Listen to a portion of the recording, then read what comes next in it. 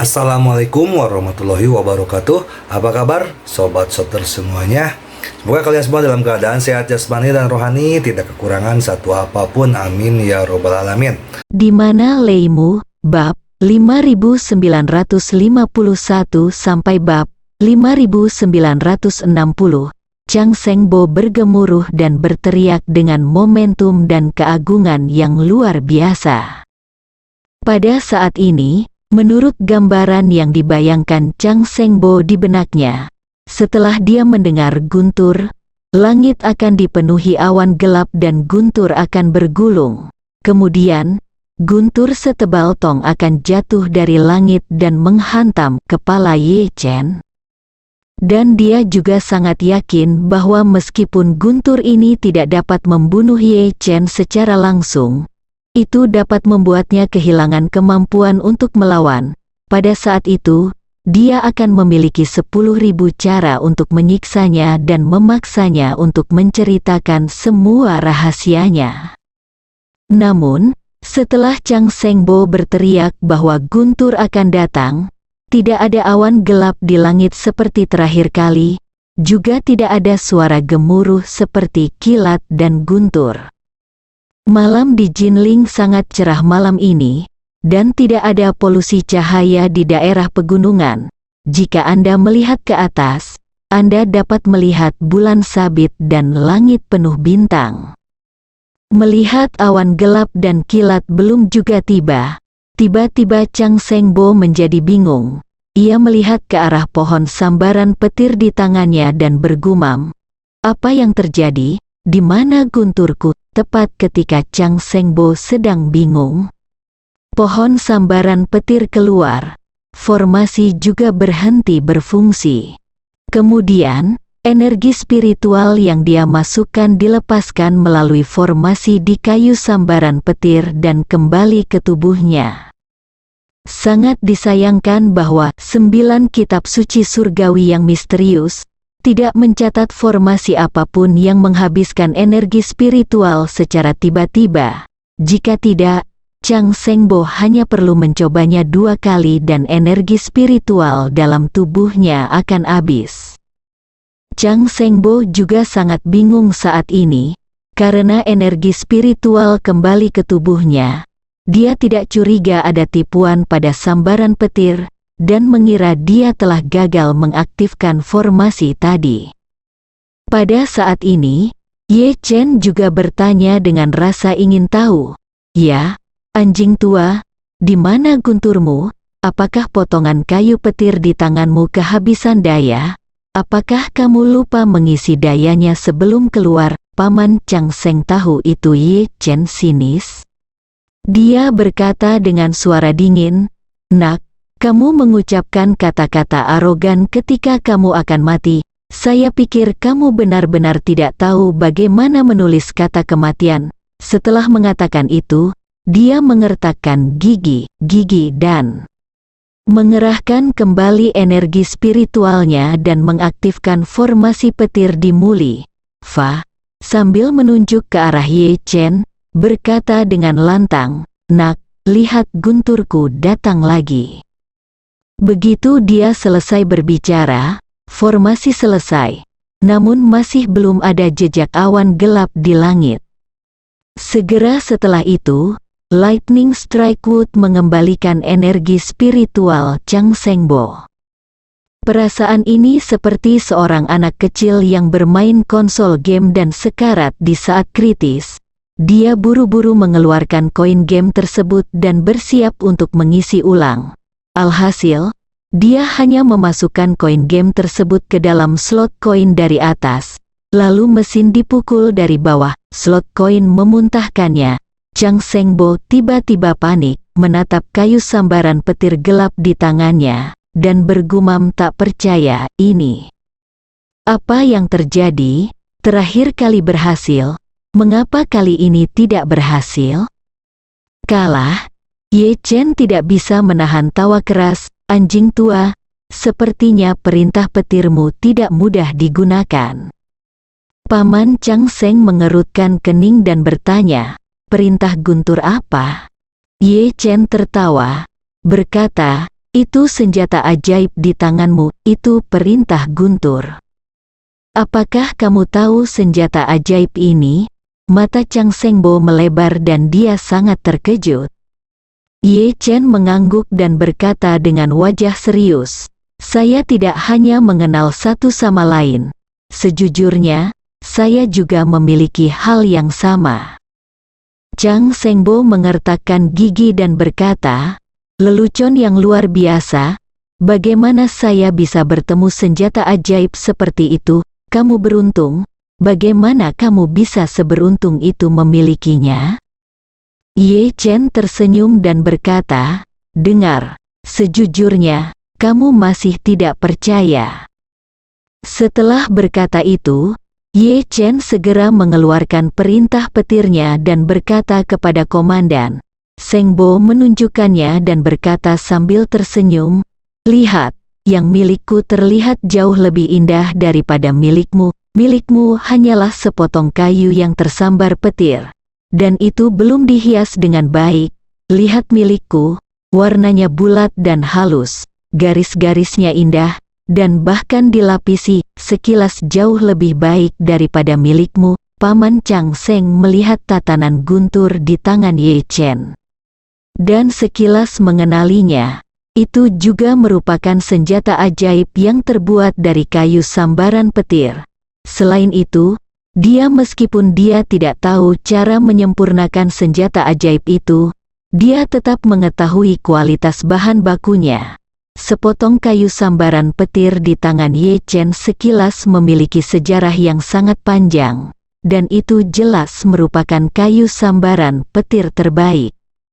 Dia berseru dengan ekspresi ngeri di wajahnya, Apa yang terjadi? Dari mana senjata ajaibmu berasal?" Ye Chen mencibir dan berkata, "Sejujurnya, 2 potong kayu sambaran petir kami sebenarnya dimurnikan oleh Taisang Laojun. Hanya saja yang di tanganku adalah dariku, dan yang di tanganmu adalah dari putraku. Putraku biasanya meskipun dia sombong dan mendominasi, dia tetap harus jujur saat melihatku.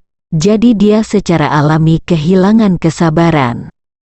Paman Chang Seng berseru dengan marah, "Persetan, kamu pikir aku belum menonton Journey to the West sejak itu saya tua?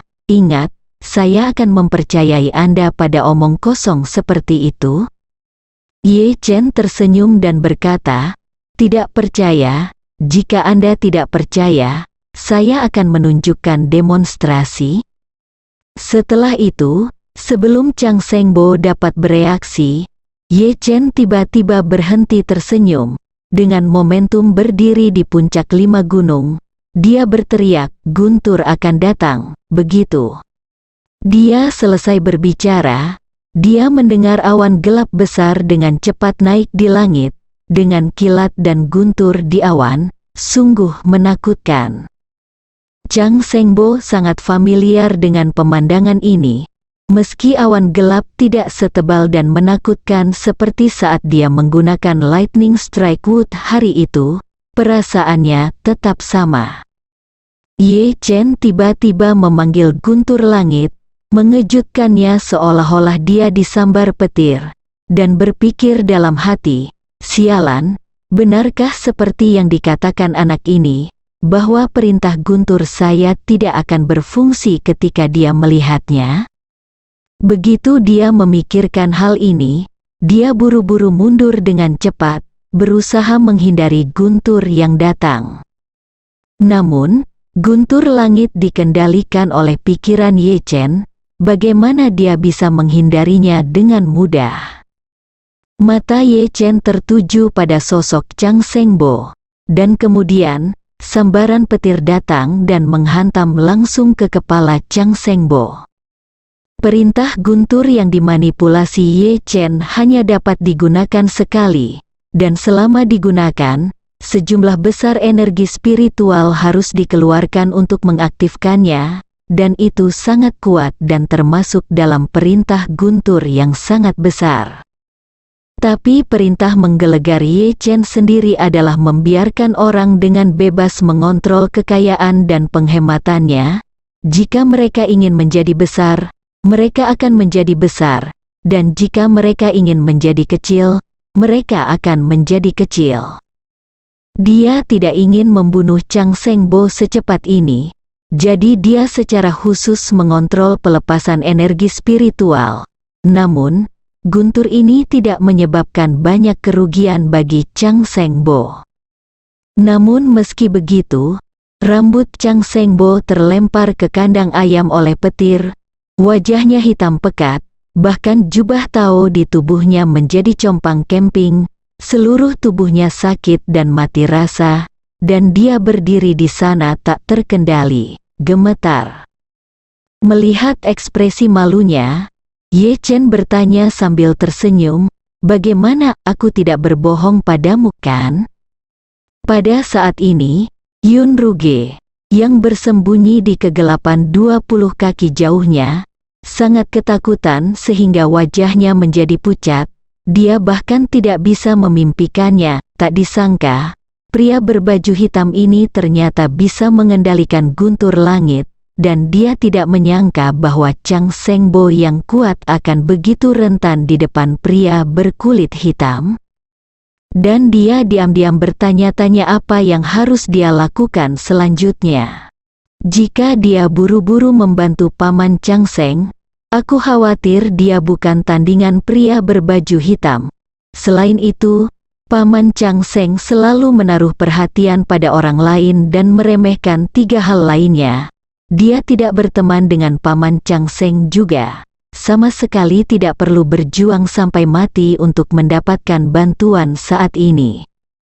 Tetapi dia tidak tahu, jika dia tidak maju untuk membantu, bagaimana dia akan menjelaskan dirinya sendiri ketika guru Inggris kembali untuk menginterogasinya. Setelah memikirkannya, dia memutuskan untuk terus mengamati secara rahasia untuk saat ini. Dia memiliki metode menyembunyikan aura yang diajarkan oleh guru Inggris, dan dia seharusnya bisa menyembunyikannya tanpa ketahuan. Jika Paman Chang Seng sayangnya mati di tangan pria berbaju hitam malam ini, dia akan dengan jujur melapor kepada Tuan Inggris. Bahkan jika Tuan Inggris menyalahkannya, itu tidak akan menjadi kejahatan besar. Itu jauh lebih baik daripada keluar untuk mati, gegabah. Jika Chang Sengbo cukup beruntung untuk melarikan diri, dia akan meminta maaf dengan mengatakan bahwa sinyalnya diblokir dan dia harus menemukan sinyalnya sendiri. Bahkan jika Tuan Inggris menyalahkannya, paling banyak dia akan dihukum karena meninggalkan posnya tanpa izin, yang tidak berbahaya. Pada saat ini, Chang Sengbo, setelah disambar petir, secara alami ketakutan dan ketakutan. Dia tahu bahwa dia telah mencoba yang terbaik untuk bersembunyi, tetapi pada akhirnya, dia disambar petir dan mengenai topi Tianling. Itu bisa dapat dilihat dari sini bahwa kendali Ye Chen atas Tianlei sangat tepat. Selain itu, Chang Sengbo juga mengetahui bahwa satu-satunya sihir yang bisa dia keluarkan dari jarak jauh adalah bilah pedang kayu Yingzu. Selain bilah tak kasat mata yang mirip dengan bilah pedang, sihir Ye Chen juga termasuk pedang yang jatuh langsung dari langit, guntur surgawi. Pedang kayunya tidak dapat menyakitinya, dan dia tidak punya tempat untuk bersembunyi dari guntur surgawinya. Jika ini terus berlanjut, dia pasti akan dikonsumsi oleh Ye Chen. Satu-satunya cara adalah bertarung dengannya dalam pertempuran jarak dekat. Memikirkan hal ini, Paman Chang Seng mengertakkan gigi dan berteriak dengan dingin, "Nak, kamu mati hari ini atau aku yang mati." Setelah itu, dia mengisi kakinya dengan energi spiritual, menggunakan metode transformasi yang diajarkan oleh guru Inggris, dan bergegas menuju Ye Chen dengan kecepatan yang aneh, seperti lompatan luar angkasa. Keuntungan terbesar dari teknik ini adalah lintasannya yang tidak menentu dan pola yang sulit ditemukan, tidak hanya menyulitkan lawan untuk melukai Anda, tetapi juga memanfaatkan peluang untuk memperpendek jarak antara Anda dan lawan. Meski senjata saktinya telah gagal, Zhang Shengbo sangat yakin bahwa dengan tubuh fisiknya yang telah dibudidayakan selama ratusan tahun, dan energi spiritualnya yang semakin murni setelah puluhan tahun berkultivasi, begitu ia mendekat, sama sekali tidak mungkin anak muda seperti Ye Chen ini bisa menjadi lawannya. Namun, tepat pada saat dia menyerang Ye Chen dengan kecepatan tinggi, Ye Chen tiba-tiba berteriak lagi, guntur datang lagi, kemudian, dengan keras, Zhang Shengbo, yang baru saja melompat 10 kaki jauhnya, sekali lagi dipukul oleh sambaran petir. Kekuatan besar menyebabkan rambut putih yang awalnya berantakan di kepala Zhang Shengbo langsung berubah menjadi bubuk karbon, dan jubah Tao yang compang camping hampir menghilang, hanya menyisakan sepasang celana merah yang compang camping. Ye Chen memandangnya dan mencibir dengan jijik, "Kamu adalah orang tua centil, kamu berusia lebih dari 100 tahun, dan kamu masih mengenakan celana merah. Betapa tidak tahu malu kamu." Meskipun Zhang Shengbo dipukul sampai mati oleh kilat, tapi dia tetap berpegangan pada tubuhnya dan mengumpat histeris, Kamu bajingan, kasihan, miskin, tahun ini adalah tahun zodiakmu, ini tahun zodiakmu." Ye Chen tertegun sejenak, lalu tersenyum. "Kamu sudah sangat tua dan kamu masih percaya ini?" Paman Zhang Sheng tidak bisa menahan diri untuk tidak mengertakkan gigi dan berkata, "Apakah aku percaya atau tidak, tidak ada hubungannya dengan kamu." Saat dia mengatakan ini, otak Paman Zhang Sheng sudah bekerja dengan cepat. Dia tidak menyangka bahwa meskipun dia menggunakan teknik transformasi, dia tetap tidak bisa menghindari guntur Ye Chen. Dan perasaan disambar petir ini sungguh sangat menyakitkan. Rasa sakit dan cedera adalah hal yang sekunder. Kuncinya adalah energi listrik dalam petir menyebabkan otot-otot tubuh bergerak-gerak tak terkendali, dan tubuh akan kehilangan kendali sepenuhnya dalam waktu singkat. Pada saat inilah Zhang Shengbo mengerti bahwa dia bukan tandingan Ye Chen. "Setidaknya, aku pasti tidak akan bisa mengalahkan Ye Chen malam ini." Tidak hanya dia jauh di belakang Ye Chen dalam hal senjata magis, tetapi yang lebih penting, ketika dia mencoba menyambar kayu dengan petir 2 hari yang lalu, dia menghabiskan sepertiga energi spiritualnya sekaligus, energi dengan kecepatan yang dipercepat, dan ditambah dengan tersambar petir 2 kali, tidak ada peluang untuk menang.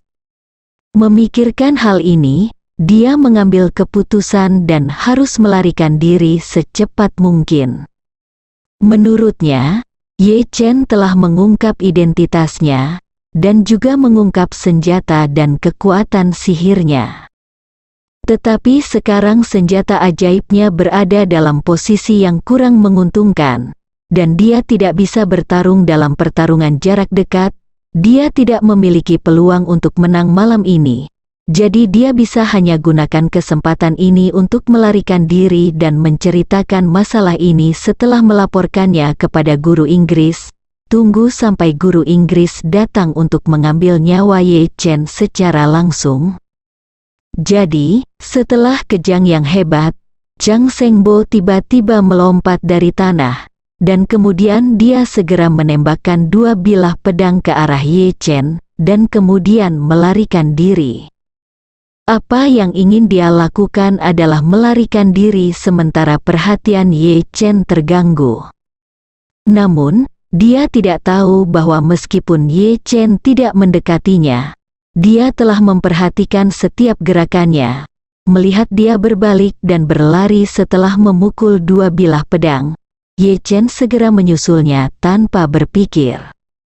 Ujung pedang berada tepat di depannya. Tetapi Ye Chen tidak siap menggunakan pedang penusuk jiwa untuk memblokirnya lagi. dia berteriak keras dan mengedarkan energi spiritual ke seluruh tubuhnya. Energi spiritual melilit tubuhnya dan berputar dengan cepat, menimbulkan hembusan angin. Ye Chen terbang dengan pasir, batu, dahan, dan dedaunan beterbangan sepanjang jalan. Ketika kedua ujung pedang hendak menebas ke arahnya, tangannya berubah menjadi kepalan dan tiba-tiba menghantam kekosongan di kedua sisi. Hanya dua ledakan sangat dekat yang terdengar, dan kedua ujung pedang itu hancur menjadi abu oleh tinju Ye Chen.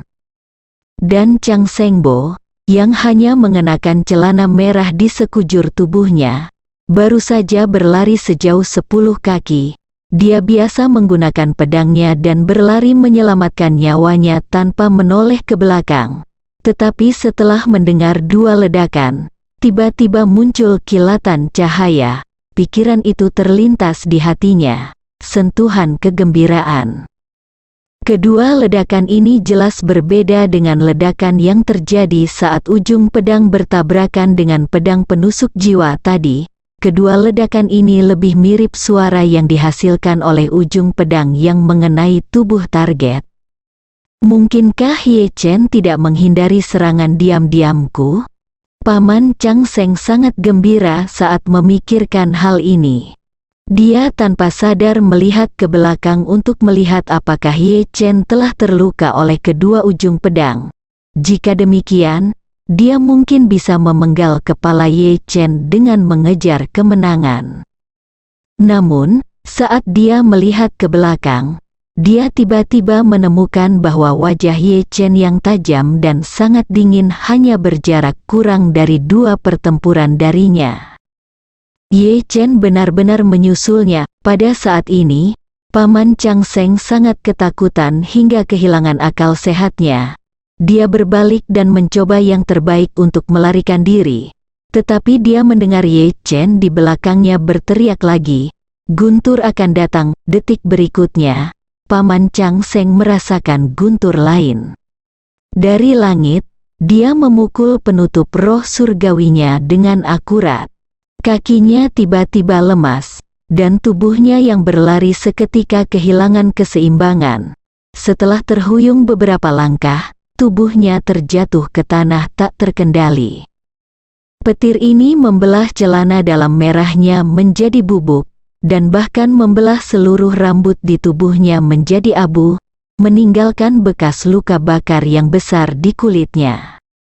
Karena Chang Sengbo berlari mundur 10 kaki dan berguling mundur beberapa kali, dia sekarang berada kurang dari 10 kaki dari Yun Ruge yang bersembunyi di kegelapan.